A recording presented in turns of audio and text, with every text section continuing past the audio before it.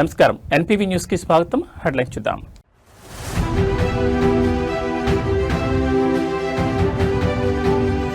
Municipal ఎన్నికల నామినేషన్ల పరిశీలన పూర్తి. బరిలో 19,608 మంది అభ్యర్థులు.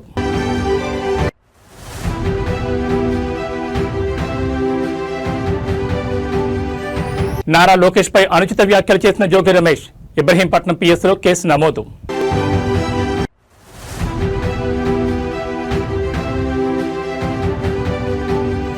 అంబట్ రాంబాబుకు 14 రోజుల జ్యుడిషియల్ రిమాండ్. రాజమండ్రి సెంట్రల్ జైలుకు తరలించిన పోలీసులు.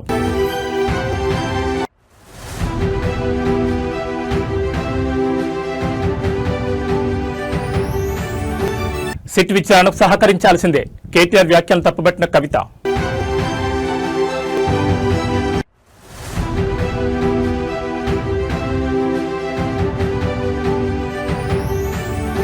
పసిడి ప్రియులకు శుభవార్త. బంగారం, వెండి ధరలు రికార్డు స్థాయిలో పతనం. ఇక డీటెయిల్స్ చూస్తే మున్సిపల్ ఎన్నికల ప్రక్రియ తెలంగాణ రాష్ట్రంలో వేగంగా కొనసాగుతోంది. ఇందులో భాగంగా 116 మున్సిపాలిటీలు, 7 మున్సిపల్ కార్పొరేషన్లోని 2,996 వార్డులకు సంబంధించి దాఖలైన నామినేషన్ల స్క్రూటినీని ప్రక్రియను ఎన్నికల అధికారులు విజయవంతంగా పూర్తి చేశారు. ఈ పరిశీలన అనంతరం ప్రస్తుతం రాష్ట్ర వ్యాప్తంగా వివిధ పార్టీలు, స్వతంత్రుల తరపున మొత్తం 19,608 మంది అభ్యర్థులు ఎన్నికల బరిలో నిలిచారు. ఈ నెల 11 జరగనున్న పోలింగ్ సంబంధించి అభ్యర్థులు తుది జాబితా ఖరారు కావడంతో ఇది కీలక దశగా మారింది. ఎన్నికల షెడ్యూల్ ప్రకారం పోటీ నుంచి తప్పుకోవాలనుకునే అభ్యర్థులకు ఈ నెల 3వ తేదీ వరకు నామినేషన్ ఉపసంహరణకు అవకాశం కల్పించారు. ఉపసంహరణ గడువు ముగిసిన వెంటనే అదే రోజు సాయంత్రం బరిలో నిలిచే అభ్యర్థుల తుది వివరాలను, వారి జాబితాను రాష్ట్ర ఎన్నికల సంఘం అధికారికంగా ఆన్లైన్లో పొందుపరచనుంది. ఫిబ్రవరి 11 పోలింగ్ నిర్వహించి 13వ తేదీన ఓట్ల లెక్కింపు చేపట్టి ఫలితాలను వెల్లడించనున్నారు. కాగా ఈ మున్సిపల్ ఎన్నికల్లో భారీ విజయం సాధించాలని అధికార కాంగ్రెస్, ప్రతిపక్షంలోని బీజేపీ పార్టీలు తమ వ్యూహాలు కొనసాగిస్తున్నారు. ఈ మేరకు పోటీలో నిలిచే వారి సంఖ్య కూడా అధికంగా కనిపిస్తోంది.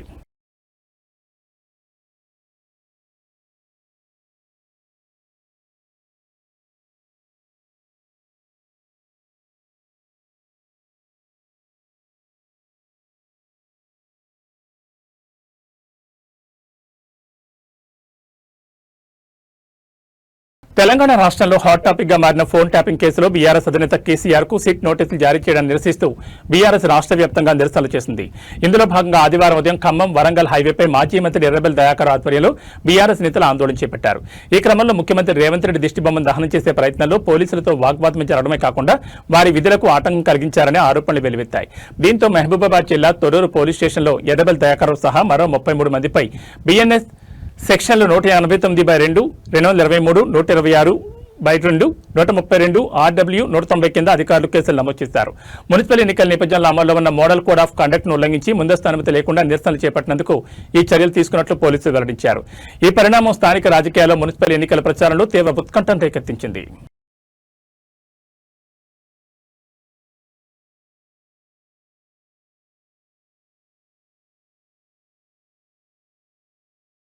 వైఎస్ఆర్ కాంగ్రెస్ పార్టీ సీనియర్ నేత, మాజీ మంత్రి జోగి రమేష్ పై మరో కేసు నమోదు చేశారు పోలీసులు. టీడీపీ జాతీయ ప్రధాన కార్యదర్శి మంత్రి నారా లోకేష్ పై చేసిన వ్యాఖ్యల నేపథ్యంలో ఇబ్రహీంపట్నం పోలీసులు ఈ కేసు నమోదు చేశారు. ఈ పరిణామాల మధ్య జోగి రమేష్ అజ్ఞాతంలోకి వెళ్లినట్లు సమాచారం. లోకేష్ తో పాటు టీడీపీ అధినేత చంద్రబాబు నాయుడుపై అనుచిత వ్యాఖ్యలు చేశారనే ఆరోపణలతో జోగి రమేష్ పై చర్యలు తీసుకునే అవకాశం ఉందని సమాచారం రావడంతో ఆయన్ను అరెస్ట్ చేయొచ్చనే అనుమానాలు వ్యక్తమవుతున్నాయి. ఇదే కారణంతో ఆయన ప్రస్తుతం పోలీసులకు అందుబాటులో లేకుండా ఉన్నట్టు తెలుస్తోంది. అదే సమయంలో జోగి రమేష్ నివాసంపై జరిగిన దాడి ఘటనపై కూడా పోలీసులు మరో కేసు నమోదు చేయనున్నట్లు సమాచారం. ఈ ఘటనలో టీడీపీ శ్రేణుల పాత్రపై విచారణ కొనసాగుతోంది. జోగి వ్యాఖ్యలు, ఆయన ఇంటిపై దాడి ఘటన, ఈ 2 అంశాలపై వేర్వేరు కేసులు నమోదు చేసేందుకు పోలీసులు సిద్దమవుతున్నట్టు తెలుస్తోంది.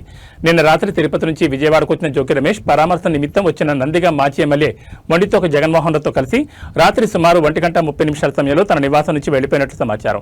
ఆయనతో పాటు ఆయన తనయుడు రాజీవ్ కూడా వెళ్లినట్లు పోలీసులు గుర్తించారు.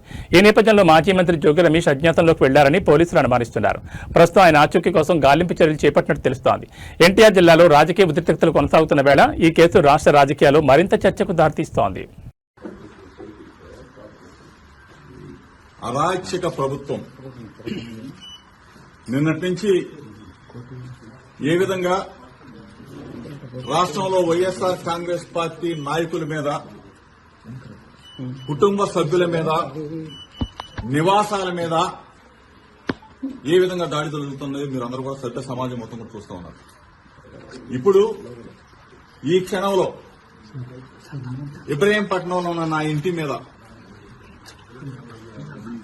చంద్రబాబు నాయుడు చంద్రబాబు నాయుడు కొడుకు లోకేష్ ఇద్దరు కూడా నా నివాసం మీద దాడి చేయడం కోసం, నా కుటుంబ సభ్యుల మీద దాడి చేయడం కోసం నన్ను ఏదైనా చేయాలి, కిరాతకంగా చేయాలి, రాక్షస ఆనందం పొందాలన్న ఉద్దేశంతో ఇప్పుడు దాడి జరుగుతున్న దృశ్యాలను మీరు మీడియా మిత్రులు అందరూ కూడా, రాష్ట్ర ప్రజలందరూ కూడా గమనిస్తా ఉన్నారు. 83 రోజులు అన్యాయంగా, అక్రమంగా ఒక ఫేక్ కేసులో చంద్రబాబు నాయుడు కొడుకు అన్యాయంగా ఇరికించి 83 రోజులు నన్ను జైల్లో పెట్టి నన్ను నా తమ్ముడిని రాక్షసానందం పొందారు. ఇది చాలేదా? ఇది చాలకపోగా పెట్రోల్ బాంబులు వేసి నన్ను నా కుటుంబాన్ని అంటే అపమార్చాలని చూస్తారా? ఏం చంద్రబాబు నాయుడు, ఏ లోకేష్, ఏంటి దుర్మార్గం? నన్ను అక్రమంగా 83 రోజులు నిర్బంధించింది చాలక, నన్ను నా తమ్ముడిని నా కొడుకును కూడా జైల్లో పెట్టింది చాలక ఒక మాజీ మంత్రి వైసీపీ సీనియర్ నాయకులు అంబటి రాంబాబు అరెస్టు వ్యవహారం ఏపీ రాజకీయాల్లో పెను సంచలనంగా మారింది. సీఎం చంద్రబాబు నాయుడుపై అనుచిత వ్యాఖ్యలు చేశారన్న ఆరోపణలపై గుంటూరు పోలీసులు ఆయన అరెస్ట్ చేశారు.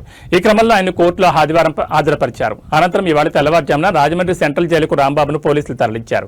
ఈ కేసును విచారించిన గుంటూరు ప్రత్యేక మొబైల్ కోర్టు అంబటి రాంబాబుకు 14 రోజుల జ్యుడిషియల్ రిమాండ్ విధించింది.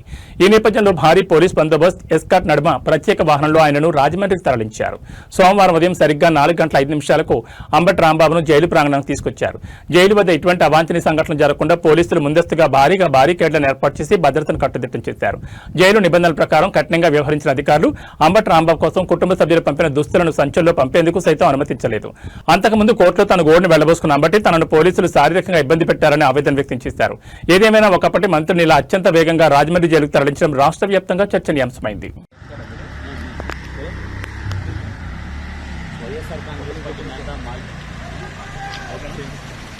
వైఎస్ఆర్ కాంగ్రెస్ పార్టీ నేత మాజీ మంత్రి అంబటి రాంబాబుని రాజమండ్రి సెంట్రల్ జైలుకు తరలించడం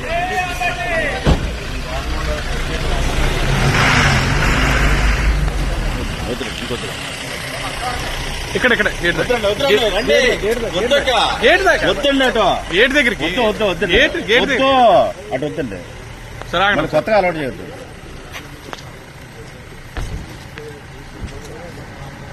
ఫోన్ ట్యాపింగ్ కేసులో మాజీ సీఎం కేసీఆర్ ను సిట్ విచారించింది. దీనిపై తెలంగాణ జాగృతి అధ్యక్షురాలు కవిత స్పందించారు.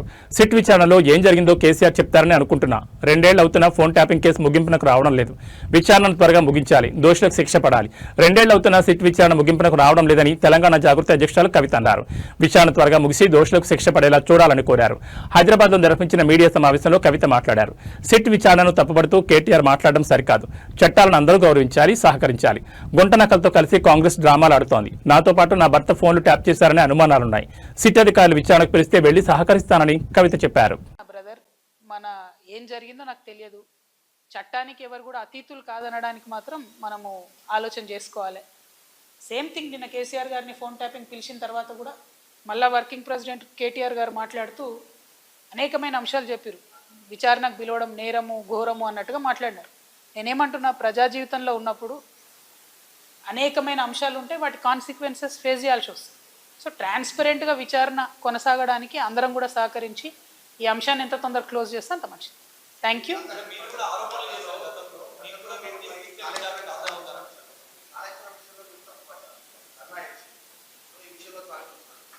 నేనేం తప్పు పట్టట్లే. నేనేమంటున్నా, వారు మాట్లాడిన మాటలు చూడండి. ఎట్లా అయితే మంచోడైనా చెడ్డోడైనా మేము చెప్పిన వాళ్ళకే ఓటేయాలన్నారో అసలు మమ్మల్ని విచారణకే పిలవద్దు అన్నట్టు మాట్లాడుతున్నాం. అసలు ఆ సిచ్యువేషన్ ఎందుకు వచ్చింది? ఇన్ని రోజులు పిలవలేదు కదా కేసీఆర్ గారిని విచారణకు. ఇప్పుడు ఆ సిచ్యువేషన్ వచ్చింది కదా. ఆ సిచ్యువేషన్ ఎందుకు వచ్చిందో ఇప్పటికన్నా అంతర్గతంగా వాళ్ళు పరిశీలన చేసుకోవాలి. 1, 2, ఒకవేళ పిలిచిండ్రు అనుకోండి విచారణకు, పోక తప్పదు. ఇప్పుడు రేపు నన్ను పిలిచినా పోతా. నన్ను కూడా అప్పుడు ఈడీ సిబిఐ పిలిస్తే పోయినా కదా. నేను చేసినా నేరం చేయలేదా అనేటటువంటిది నేను చేయలేదని నా మనసుకు తెలుసు, కానీ అది ప్రూవ్ అవ్వాలి కదా. ఇప్పుడు కూడా అదే జరుగుతుంది. సో చట్టానికి అందరం కూడా సహకరించాలి. పిలిచినప్పుడు పోతాం. కాకపోతే ఆ యొక్క ఆలోచన విధానం ఏదైతే రాష్ట్రంలో పాలన గాడి తప్పిందని ప్రధానమంత్రిని కోరి ఏపీలో ఎమర్జెన్సీ పెట్టమని కోరాలని ముద్రగడ పద్మనాభరెడ్డి ఏపీ సీఎం చంద్రబాబు నాయుడు కోరారు. ఈ మేరకు సోమవారం ఒక బహిరంగ లేఖను రాశారు. రాష్ట్రంలో ఎమర్జెన్సీ పెడితే పదవీకాలం అయ్యే వరకు ప్రతిపక్షాన్ని జైల్లో పెట్టడానికి ఉపయోగపడుతుందని తాను అభిప్రాయపడుతున్నారని పేర్కొన్నారు. మాజీ మంత్రులు రజనీ, అంబటి రాంబాబు, జోగి రమేష్లను అవమానించేలా వ్యవహరించడం ఎంతవరకు సమంజసమని ప్రశ్నించారు. దేశంలోని ఏ రాష్ట్రంలోనైనా ఇలాంటి పాలన ఉందా అని ప్రశ్నించారు. తిరుమల లడ్డూలో నెయ్యి కల్తీ జరగలేదని సీబీఐ రిపోర్టు ఇవ్వడం నుంచి దృష్టి మరల్చేందుకు ఇలాంటివి చేస్తున్నారని అనుమానాలు వ్యక్తం చేశారు. ఒక్క అబద్దాన్ని కప్పిపుచ్చడానికి 100 అబద్దాలు ఆడాల్సి వస్తుందని తన తండ్రి చెప్పిన విషయాన్ని గుర్తు చేసుకున్నారు. టీడీపీ నేతలు ఆడిన ఒక్క అబద్ధం వల్ల పార్టీ ఎంత నష్టపోయిందో పరిశీలించుకోవాలని సూచించారు. కూటమి పాలనలో కాపు కులాన్ని ప్రతిక్షణం టార్గెట్ చేస్తున్నారని ఆరోపించారు. గతంలో తన కుటుంబాన్ని, ప్రస్తుతం అంబటి రాంబాబు కుటుంబాన్ని టార్గెట్ చేస్తున్నారని విమర్శించారు. ఇది ఎంతవరకు సమంజసమని నిలదీశారు. గతంలో కాపులకు బీసీ రిజర్వేషన్ ఇస్తామని మొడిచేయి చూపించిన విషయాన్ని గుర్తు చేశారు. డిప్యూటీ సీఎం పవన్ కళ్యాణ్ మీద ప్రేమతో మాత్రమే టీడీపీకి మద్దతిస్తున్నామని ప్రకటించారు. పవన్ కళ్యాణ్ మద్దతునివ్వడం వల్లే చంద్రబాబు నాయుడు జైల్లో ఉన్నప్పుడు కార్యకర్తలు రోడ్డు మీదకు వచ్చారన్నారు. కాపుల మద్దతు కూటమి ప్రభుత్వం అధికారంలోకి వచ్చింది నిజం కాదా అని అడిగారు. దయచేసి కాపు కులాన్ని ఏపీ నుంచి వేరే రాష్ట్రానికి కట్టుబట్టలతో పంపించే కార్యక్రమం చేయండి అని ఆవేదన వ్యక్తం చేశారు.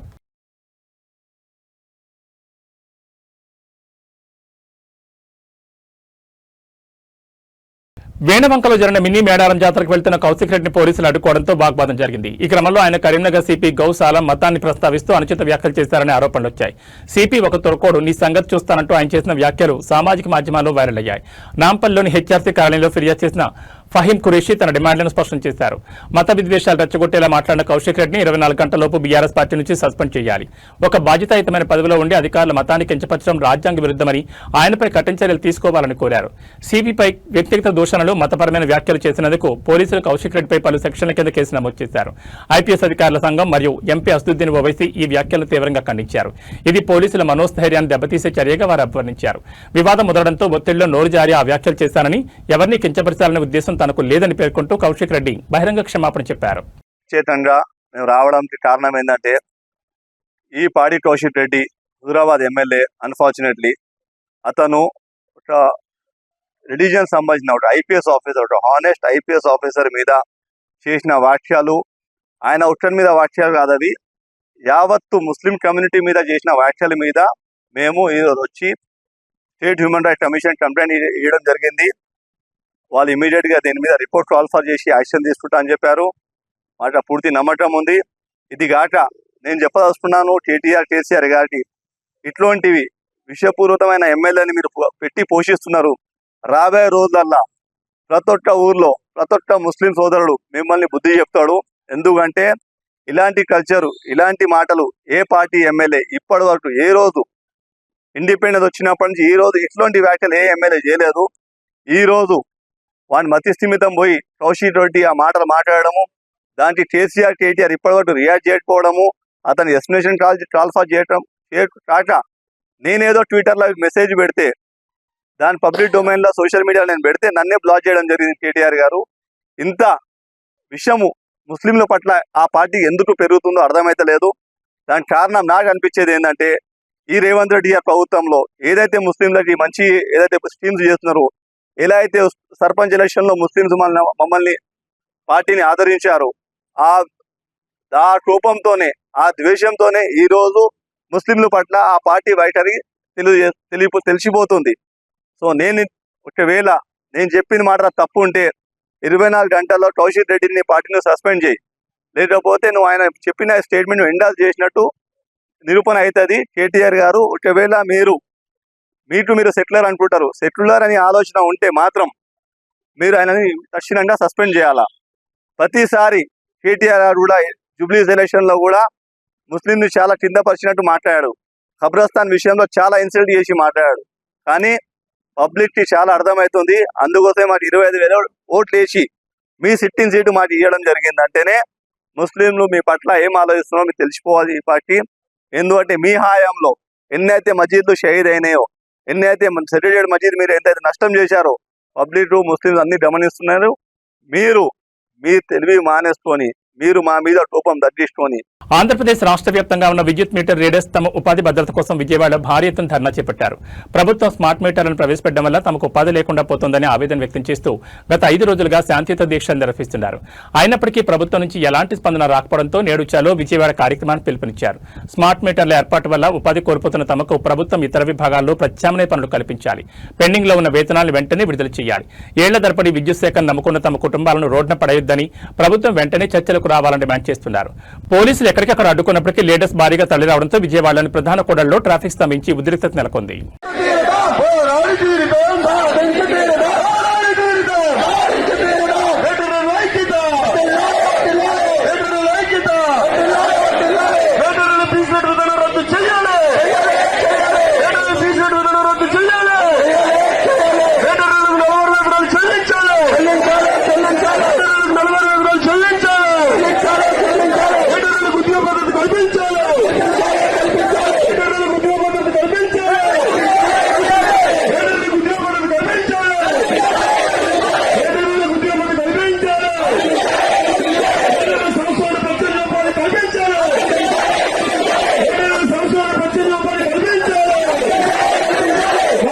నిర్మల్ జిల్లాను చిరుతపురుల సంచారం భయపెడుతోంది. ఒకే రోజు 2 చిరుతల జనం కంటపడడంతో ఆ భయం రెట్టింపైంది.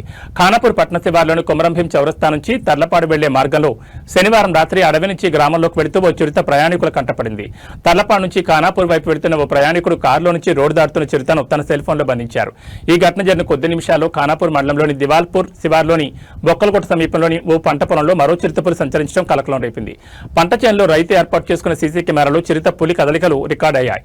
అది గుర్తించిన రైతు అటవీశాఖ అధికారులకు సమాచారం అందించారు. మండలంలో ఒకే రోజు 2 చిరుతలు కెమెరా చిక్కడంతో సోషల్ మీడియాలో ఈ వీడియోలు వైరల్ గా మారాయి. చిరుతల సంచారం ఘటనతో అటవీశాఖ అప్రమత్తమైంది. దీంతో ఖానాపూర్ మండలం సమీప ప్రాంతాల ప్రజలను తర్లపాడు దివాల్పూర్ గ్రామాల రైతులు ప్రజలకు హెచ్చరికలు జారీ చేసింది అటవీశాఖ.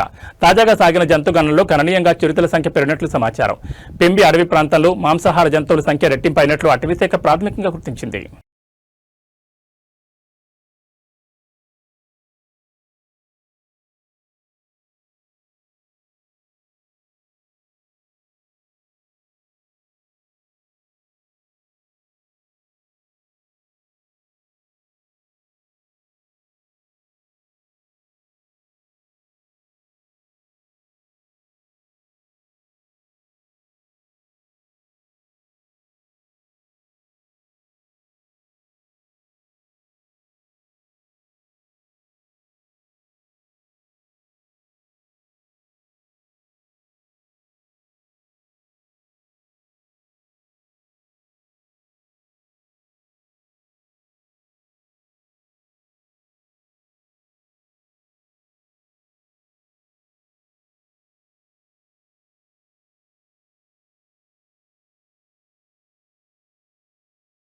బంగ్లాదేశ్ జైల్లో 3 నెలల పాటు మగ్గిన మత్స్యకారులు విశాఖకు చేరుకున్నారు. 3 నెలల క్రితం సముద్రంలో చేపల వేటకు వెళ్లి బంగ్లాదేశ్ కోస్ట్ గార్డులకు చిక్కిన విజయనగరం జిల్లా మత్స్యకారులు ఎట్టకేలకు స్వదేశానికి చేరుకున్నారు.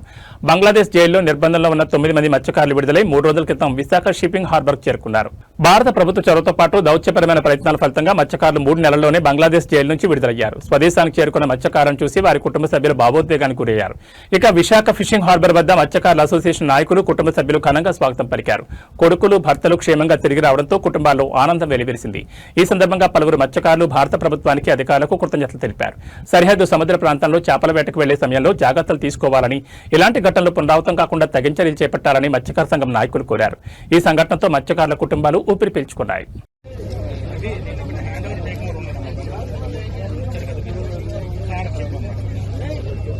బంగారం వెండి ధరలు భారీగా పతనమయ్యాయి. ఆల్ టైం గరిష్ట స్థాయికి చేరిన తర్వాత గత 4-5 రోజులుగా పసిడి వెండి ధరలు నేలచూపులు చూస్తున్నాయి.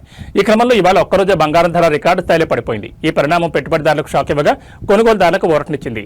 ఈ రోజు ఉదయం హైదరాబాద్ మార్కెట్లో 24 క్యారెట్ల 10 గ్రాముల బంగారం ధర ఏకంగా 9,050 రూపాయలు తగ్గి 1,51,530కి చేరింది. అలాగే 22 క్యారెట్ల తులం బంగారం ధర 8,300 తగ్గి 1,38,900 వద్ద ట్రేడ్ అవుతోంది. దేశ రాజధాని ఢిల్లీలో కూడా దాదాపు ఇదే పరిస్థితి కొనసాగుతోంది. అక్కడ 24 క్యారెట్ల పసిడి ధర 1,51,680గా నమోదైంది. బంగారం బాటలోనే వెండి కూడా పయనిస్తోంది. కిలో వెండి ధర నిన్నటితో పోలిస్తే ఏకంగా 50,000 పతనమైంది. ప్రస్తుతం హైదరాబాద్ ఢిల్లీ మార్కెట్లలో కిలో వెండి ధర 3 లక్షలు అవుతుంది. కొద్ది రోజుల క్రితం కిలో వెండి ధర 4,25,000 వరకు చేరడం గమనార్హం. ఇటీవల రికార్డు గరిష్టాలకు చేరడంతో పెట్టుబడిదారులు భారీ ఎత్తున లాభాల సేకరణకు మొగ్గు చూపడమే ఈ పతనానికి ప్రధాన కారణంగా బులియన్ మార్కెట్ నిపుణులు విశ్లేషిస్తున్నారు. ఈ ధరల పతనం పెట్టుబడిదారులను ఆందోళన గురిచేస్తుండగా కొనుగోలు చేయాలనుకునే వారికి ఊరటనిస్తోంది.